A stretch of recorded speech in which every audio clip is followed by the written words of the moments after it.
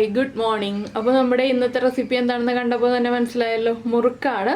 കുറച്ച് അരിപ്പൊടിയും കുറച്ച് തൂവരപ്പരിപ്പും ഉണ്ടെങ്കിൽ നമുക്ക് വീട്ടിൽ വളരെ എളുപ്പത്തിൽ ഉണ്ടാക്കാൻ പറ്റിയൊരു സ്നാക്കാണിത്. ഉണ്ടാക്കി വെച്ചിട്ടുണ്ടെങ്കിൽ കുട്ടികൾക്കാണെങ്കിലും ഇടയ്ക്കിടയ്ക്ക് കുറച്ചുകൊണ്ടിരിക്കാം. അപ്പോൾ ഉണ്ടാക്കിയിട്ട് ഒരു എയർ ടൈറ്റ് കണ്ടെയ്നറിൽ അടച്ച് ഡൈനിങ് ടേബിളിലേക്ക് വെച്ചോളൂ. കുട്ടികളൊക്കെ ആണെങ്കിലും ഇടയ്ക്കിടയ്ക്ക് വന്ന് എടുത്ത് കുറച്ചുകൊണ്ടിരുന്നോളും.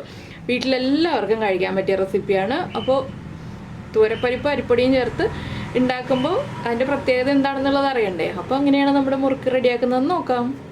നമുക്ക് നമ്മുടെ ഇൻഗ്രീഡിയൻസ് നോക്കാം. നമ്മളിപ്പോൾ 1.5 കപ്പ് അരിപ്പൊടി, അതായത് അപ്പത്തിൻ്റെയോ ഇടിയപ്പത്തിൻ്റെയോ പത്തിരിയുടെയോ ഒക്കെ പാകത്തിൽ പൊടിച്ചിട്ടുള്ള അരിപ്പൊടി, പുട്ടിൻ്റെ പാകത്തിലല്ല, നന്നായിട്ട് പൊടിച്ചെടുത്തിരിക്കുന്ന അരിപ്പൊടി. അതുപോലെ തന്നെ എടുത്തിരിക്കുന്നത് 1/2 കപ്പ് തൂവരപ്പരിപ്പ്. തൂവരപ്പരിപ്പ് ഞാനൊന്ന് വറുത്തെടുത്തതാണിത്. ഒരുപാട് കളറ് മാറിപ്പോവാതെ വറുത്തെടുത്തതാണ്. ജസ്റ്റ് ഡ്രൈ റോസ്റ്റ് ചെയ്യുക, എണ്ണയൊന്നും ആവശ്യമില്ല കേട്ടോ. പിന്നെ വലിയ ഉള്ളിയാണെങ്കിൽ ഒരു 6 ഉള്ളി വേണം. ചെറിയ ഉള്ളി ആയതുകൊണ്ട് ഞാനിതിപ്പോൾ ഒരു 12 ഉള്ളി എടുത്തിട്ടുണ്ട്. പിന്നെ ഒരു ടേബിൾ സ്പൂൺ എള്ളെടുത്തിട്ടുണ്ട്.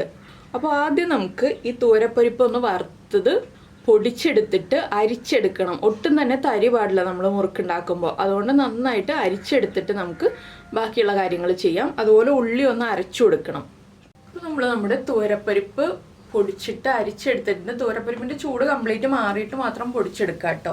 അതുപോലെ തന്നെ ഉള്ളി ഇതുപോലെ അരച്ചെടുത്തിട്ടുണ്ട്. തരിതരിപ്പായിട്ടാണ് അരച്ചെടുത്തിട്ടുള്ളത്. ഫൈൻ പേസ്റ്റ് ആയിട്ട് നമുക്ക് അരച്ചെടുക്കാൻ പറ്റില്ലല്ലോ. ഫൈൻ പേസ്റ്റ് ആയിട്ട് അരക്കണമെങ്കിൽ അമ്മിക്കല്ലിൽ അരയ്ക്കണം. അപ്പോൾ നമുക്കിതിലേക്ക് ആദ്യം ഉള്ളി ചേർക്കാം. അതുപോലെ തന്നെ ആവശ്യത്തിന് ഉപ്പ്, അരിപ്പൊടിയും എല്ലാം നമ്മൾ കണ്ടുകൊണ്ട് അതിന് ആവശ്യമായിട്ടുള്ള ഉപ്പ് ചേർക്കുക. ഉപ്പ് കുറവാണെങ്കിൽ വീണ്ടും ചേർത്ത് കൊടുക്കാം. പിന്നീട് നമുക്ക് കളർ മാത്രം മതി. ഒരുപാട് എരിവ് വേണ്ടാന്നുണ്ടെങ്കിൽ കാശ്മീരി ചില്ലി പൗഡർ ചേർക്കുക. എരിവ് അധികം വേണമെന്നുണ്ടെങ്കിൽ സാധാരണ മുളക് പൊടിയും കാശ്മീരി ചില്ലി പൗഡറും മിക്സ് ചെയ്ത് ചേർക്കുക. ഞാനിപ്പോൾ ഒരു 2 ടീസ്പൂൺ കാശ്മീരി ചില്ലി പൗഡർ ചേർത്തിട്ടുണ്ട്. ഇതിലേക്ക് നമ്മൾ എടുത്തു വെച്ച അരിപ്പൊടിയും ചേർക്കുന്നുണ്ട്.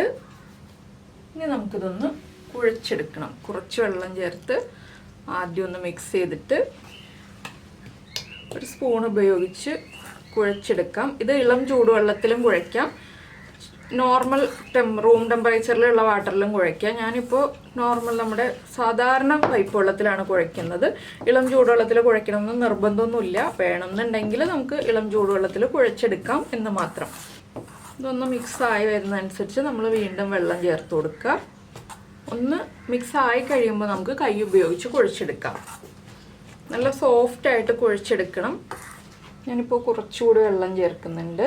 കുറച്ചായിട്ട് വെള്ളം ചേർക്കുക കേട്ടോ. ഇത് കടലമാവിലും ചെയ്യാം കേട്ടോ. കടലമാവിൽ ചെയ്യുന്നതിനേക്കാൾ കൂടുതൽ ടേസ്റ്റ് ആയിരിക്കും ഈ തൂവരപ്പരിപ്പ് വറുത്ത് പൊടിച്ചിട്ട് ചെയ്യുമ്പോൾ. അപ്പോൾ നിങ്ങളുടെ കയ്യിൽ തൂവരപ്പരിപ്പ് ഇല്ലയെന്നുണ്ടെങ്കിൽ കടലമാവ് അരക്കപ്പെടുത്തിട്ട് അതിൽ ചെയ്തോളൂ. അപ്പോൾ തൂവരപ്പരിപ്പിന് അതിൻ്റേതായിട്ടുള്ള വേറൊരു ടേസ്റ്റാണ്. ഒന്ന് നന്നായി കുഴഞ്ഞ് മിക്സായി വരുമ്പോൾ നമുക്കിതിലേക്ക് എള്ള് ചേർത്ത് കൊടുക്കാം. ഇപ്പോൾ നമ്മൾ വൈകുന്നേരം ചായക്ക് കഴിക്കാനാണ് ഉണ്ടാക്കുന്നതെങ്കിൽ ഒരു 3 മണിയാകുമ്പോൾ കുഴച്ച് വയ്ക്കുക. 3:30 ആകുമ്പോൾ റെഡിയാക്കി എടുക്കാം. എന്താണെന്ന് വെച്ചാൽ അരമണിക്കൂർ നമ്മളിത് റെസ്റ്റ് ചെയ്യാൻ വെക്കണം. നമ്മുടെ തൂവരപ്പരിപ്പൊക്കെ വറുത്ത് പൊടിച്ചതാണ്. അതുപോലെ അരിപ്പൊടിയും വറുത്തരിപ്പൊടിയാണല്ലോ. അപ്പോൾ അതുകൊണ്ട് തന്നെ ഒന്ന് സോഫ്റ്റായി വരാനായിട്ട് കുറച്ച് സമയം വെക്കണം. ഇനി നമുക്കിതിലേക്ക് എള്ളും കൂടി ചേർത്തിട്ട് ബാക്കിയുള്ള കുഴയ്ക്കൽ നടത്താം. എല്ലാ ഭാഗത്തേക്കും മിക്സായി വരണം. ഇനി നമുക്കിതിലേക്ക് കുറച്ചുകൂടി വെള്ളം തളിച്ചു കൊടുത്തിട്ട് കുഴച്ചെടുക്കാം. ഇനി ഒരുപാട് വെള്ളം ഒഴിക്കരുത്. ഞാൻ ആദ്യം 1 കപ്പ് വെള്ളം ചേർത്തിട്ടുണ്ട്. ഇനി ഉപ്പൊന്ന് ചെക്ക് ചെയ്യുക. ഉപ്പ് കുറവാണെങ്കിൽ ഈ ഒരു സ്റ്റേജിൽ തന്നെ നമ്മൾ ഉപ്പും കൂടി ചേർത്ത് കൊടുത്തിട്ട് ബാക്കി കുഴയ്ക്കുക. എന്താണെന്ന് വെച്ചാൽ നമ്മുടെ കുഴയ്ക്കലിൻ്റെ ഫൈനൽ സ്റ്റേജിലെത്തി. ഇനിയിപ്പോൾ ഉപ്പും കൂടി കറക്റ്റ് ചെയ്ത് കുഴച്ച് വെച്ചിട്ടുണ്ടെങ്കിൽ കറക്റ്റായിട്ട് ഇരുന്നോളൂ. ഞാനൊന്ന് ഉപ്പ് ചെക്ക് ചെയ്യട്ടെ. ഉപ്പ് കുറവാണ്. ഒരു ചെറിയൊരളവിലും കൂടി ഉപ്പ് ചേർത്ത് കൊടുക്കണം. ഞാനൊരു 1/4 ടീസ്പൂണും കൂടി ഉപ്പ് ചേർത്ത് കൊടുക്കുന്നുണ്ട്. ഉപ്പ് നമ്മൾ കുഴയ്ക്കുമ്പോൾ ഒരു പൊടിക്ക് കൂടുതലായിട്ട് നിൽക്കുന്ന രീതിയിൽ കുഴച്ചെടുക്കുക കേട്ടോ. ഉപ്പ് ചേർത്ത് കുഴയ്ക്കുമ്പോൾ എന്താണെന്ന് വെച്ചാൽ ഇത് കുക്കായി വരുമ്പോൾ വീണ്ടും ഒന്ന് ഉപ്പിൻ്റെ അളവ് കുറഞ്ഞു വരും. അതുകൊണ്ടാണ് നമ്മൾ ചെറിയൊരളവിൽ ഉപ്പ് ചേർത്ത് കൊടുക്കുക എന്ന് പറയുന്നത്. പിന്നെ ഞാനിതിലേക്ക് ഇപ്പോൾ ചേർക്കുന്നത് കുറച്ച് ചെറിയ ജീരകം. അത് നമ്മൾ കുഴച്ച് ഈ ഒരു സ്റ്റേജ് ആകുമ്പോൾ ചേർത്താൽ മതി. ജീരകം അല്ലെങ്കിൽ ജീരകപ്പൊടി ചേർക്കാം. ജീരകം ചേർക്കുകയാണെങ്കിൽ ഇടയ്ക്ക് കടിക്കാൻ കിട്ടും. അപ്പോൾ അതാണ് നമുക്ക് കൂടുതൽ ടേസ്റ്റ്. ജീരകപ്പൊടി ആകുമ്പോൾ അങ്ങനെ കടിക്കാൻ കിട്ടില്ല. ഒരു 1/4 ടീസ്പൂണിൽ മേലെ ചേർക്കാം ചെറിയ ജീരകം. നമ്മൾ കറിയിലൊക്കെ അരയ്ക്കുന്ന ജീരകമില്ലേ, അതാണ്. തേങ്ങ അരച്ച കറികളിൽ അരയ്ക്കുന്ന ജീരകം, വലിയ ജീരകം അല്ല കേട്ടോ. ക്യുമിൻ സീഡ്സ് ആണ് ചേർക്കുന്നത്. ഇനിയിപ്പോൾ ഇതും കൂടി ചേർത്ത് ഒന്നുകൂടി ഒന്ന് കുറച്ച് വെള്ളവും ചേർത്ത് കുഴച്ചിട്ടുണ്ടെങ്കിൽ നമ്മുടെ കുഴയ്ക്കൽ പരിപാടി കഴിഞ്ഞു. ഇപ്പോൾ എള്ളും ജീരകവും ഒക്കെ എല്ലാ ഭാഗത്തേക്കും ആയിട്ടുണ്ട്. ഇത് കണ്ടോ, നമ്മൾ കുഴച്ച് റെഡിയാക്കി എടുത്തിട്ടുണ്ട്. ഇനി ഇതിലേക്ക് നമ്മൾ ചേർക്കുന്നത് ഒരു കാര്യവും കൂടിയുണ്ട്. നമ്മുടെ വെളിച്ചെണ്ണ ഉണ്ടല്ലോ, നിങ്ങൾ ഏത് എണ്ണയിലാണോ പൊരിക്കുന്നത് ആ എണ്ണ, വെജിറ്റബിൾ ഓയിലൊന്നും ഉപയോഗിക്കേണ്ട, വെളിച്ചെണ്ണയാണ് കൂടുതൽ ടേസ്റ്റ്. അപ്പോൾ വെളിച്ചെണ്ണ ഒന്ന് കയ്യിലൊരു 1-1.5 ടീസ്പൂൺ വെളിച്ചെണ്ണ എടുത്തിട്ട് അതും കൂടി ചേർത്ത് ഒന്ന് കുഴച്ച് മുകൾ ഭാഗത്തൊന്ന് വെളിച്ചെണ്ണ തടവി വെക്കണം. എന്താണെന്ന് വെച്ചാൽ നമ്മുടെ മാവ് ഡ്രൈ ആയി പോവാതിരിക്കാനാണ്. അപ്പോൾ ഞാനൊരു 1.25 കപ്പ് വെള്ളം ചേർത്തിട്ടുണ്ട് കേട്ടോ ടോട്ടൽ. ഇനി നമുക്ക് കുറച്ച് വെളിച്ചെണ്ണ കയ്യിലെടുത്തിട്ട് ഒന്ന് കുഴച്ചെടുക്കാം. നമ്മുടെ മുറുക്ക് സോഫ്റ്റായി വരാനാണ് നമ്മളിതുപോലെ വെളിച്ചെണ്ണയൊക്കെ ചേർത്ത് കുഴയ്ക്കുന്നത്. പിന്നെ ഇത് അടച്ച് തന്നെ വെക്കണം കേട്ടോ. അരമണിക്കൂർ നമ്മൾ റെസ്റ്റ് ചെയ്യാൻ വെക്കുമ്പോൾ അടച്ച് തന്നെ വെക്കണം, തുറന്ന് വെക്കരുത്. തുറന്ന് വെച്ചിട്ടുണ്ടെങ്കിൽ ഡ്രൈ ആയി പോവും. ഇപ്പോൾ കണ്ടോ, നമ്മുടെ കുഴയ്ക്കൽ റെഡിയായി. ഇനി ഇതിൻ്റെ മുകളിലേക്ക് വളരെ ചെറിയ അളവിലൊന്ന് വെളിച്ചെണ്ണ തടവി കൊടുക്കുക.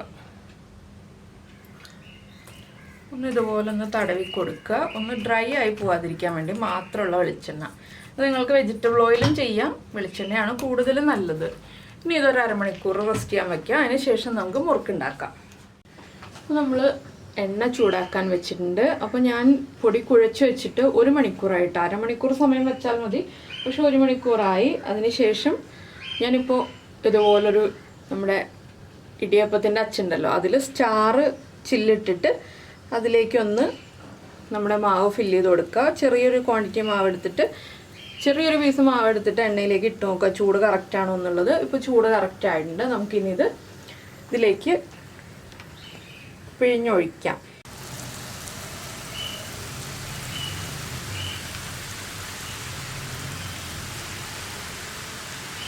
നമ്മുടെ കയ്യിലേക്ക് ആവി അടിക്കും കേട്ടോ പരന്ന പാനാകുമ്പോൾ, അതൊന്ന് ശ്രദ്ധിക്കണം.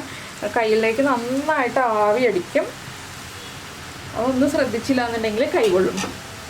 അപ്പോൾ ഞാനിപ്പോൾ കൂടുതൽ ക്വാണ്ടിറ്റി ഇട്ടിട്ടുണ്ട്. ഇനിയിപ്പോൾ ഇതും ഫ്രൈ ആയി വരട്ടെ.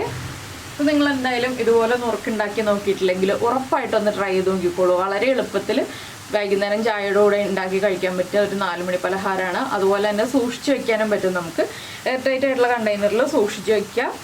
അപ്പോൾ എന്തായാലും എല്ലാവരും ഉണ്ടാക്കി നോക്കുമെന്ന് വിചാരിക്കുന്നു. ഉണ്ടാക്കി നോക്കിയിട്ട് ഇഷ്ടമായി കഴിഞ്ഞിട്ടുണ്ടെങ്കിൽ നമ്മുടെ വീഡിയോയുടെ താഴെ കമൻറ്റ് ചെയ്യാനും ലൈക്ക് ചെയ്യാനും ഒന്നും മറന്നു പോരുത് കേട്ടോ. ഇപ്പോൾ കണ്ടോ, പതയൊക്കെ ഒന്ന് അടങ്ങി വരുന്നുണ്ട്. ഇനി നമുക്ക് അടുത്ത സൈഡിലേക്ക് പതുക്കെ തിരിച്ചിട്ട് കൊടുക്കാം.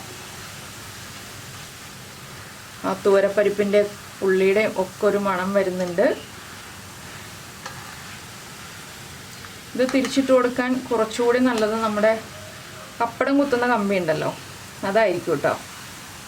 അപ്പോൾ എന്താണെന്ന് വെച്ചിട്ടുണ്ടെങ്കിൽ ഒറ്റ ഇതിൽ തന്നെ നമുക്കെടുത്ത് മറിച്ചിട്ട് കൊടുക്കാം.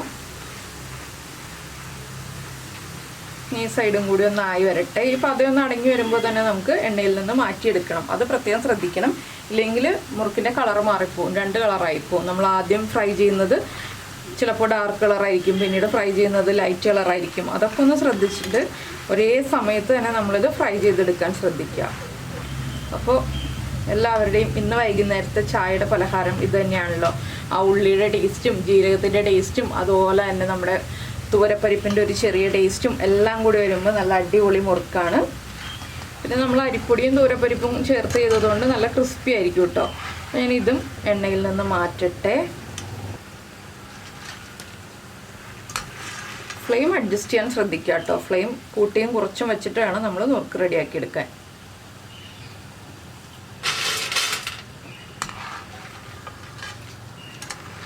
അപ്പോൾ ഞാനിത് മുഴുവൻ ഫ്രൈ ചെയ്തിട്ട് ഇനി കാണിച്ചു തരാം കേട്ടോ എങ്ങനെയുണ്ടെന്നുള്ളത്. ഇത് കുറേ ഉണ്ടാവും കേട്ടോ. നമ്മൾ ചെറിയൊരു ക്വാണ്ടിറ്റി എടുത്തുള്ളൂ എന്നുണ്ടെങ്കിലും മുറുക്ക് ചുറ്റി പിഴിഞ്ഞൊക്കെ വരുമ്പോൾ കൂടുതൽ ക്വാണ്ടിറ്റി ഉണ്ടാവും. അപ്പോൾ നമ്മുടെ നുറുക്കുകളൊക്കെ ഇതാ റെഡി ആയിക്കൊണ്ടിരിക്കുന്നുണ്ട്. നമ്മൾ പാനിൽ മുഴുവൻ നുറുക്ക് ചുറ്റി വെച്ചിട്ടുണ്ട്.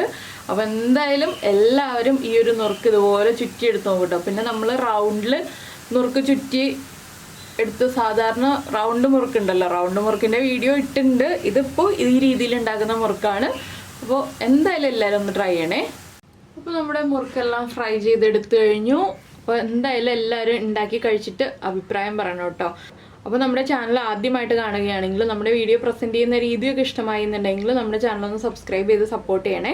സബ്സ്ക്രൈബ് ചെയ്യുന്നതിന് ഈ വീഡിയോയുടെ താഴെയുള്ള റെഡ് സബ്സ്ക്രൈബ് ബട്ടൺ ഒന്ന് ക്ലിക്ക് ചെയ്യുക. അതിൻ്റെ റൈറ്റ് സൈഡിലുള്ള ബെല്ലൈക്കണും ക്ലിക്ക് ചെയ്യുക. അപ്പോൾ ഓൾ എന്ന് പറഞ്ഞിട്ടൊരു ഓപ്ഷൻ വരും. ആ ഓളും കൂടി പ്രസ് ചെയ്തിട്ടുണ്ടെങ്കിൽ ഞാൻ എപ്പോഴും വീഡിയോ അപ്ലോഡ് ചെയ്യുമ്പോൾ നിങ്ങൾക്ക് നോട്ടിഫിക്കേഷൻ വരും. അപ്പോൾ എന്തായാലും നമുക്ക് നമ്മുടെ അടുത്തൊരു റെസിപ്പിയുമായിട്ട് അടുത്ത ദിവസം വീണ്ടും കാണാം.